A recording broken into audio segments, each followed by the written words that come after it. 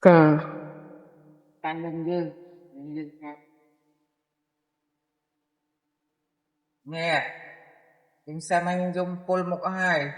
nè mong âu nâng Thầy. làm bằng lê dùng mưa dùng con phơi anh lấy cái tôi chẳng hạn này bạn này này là gì thì ở nhà bài như năm hai nhà bài từ riêng đăng này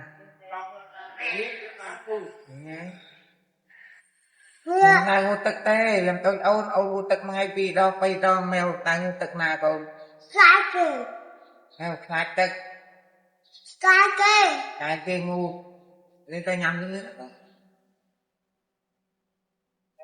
cắt đi ngày kia đi có đi ngày mèo này được không ông nhặt cái đi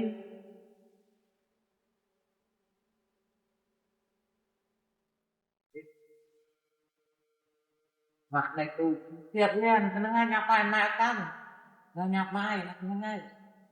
này tôi đang căng căng lên căng à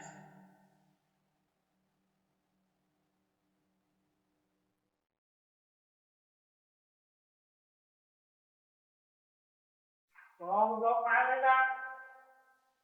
nó có mình vô lên kia đâu rồi nên cái chắc mưa thai cái luộc ha hoặc với môi sạc men dây dây nơi mưa được hai con trai mặt mập em dọa ta ơi ơi con trai mèo ơi em tới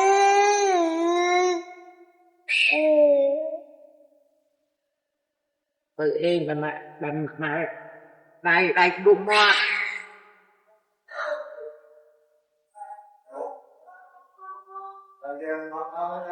Con pơ bên nào nâng?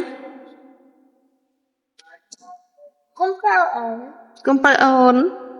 Con pơ ôn cho mọi. ổn Cho mà mèo. con trai mèo ơi con trai mèo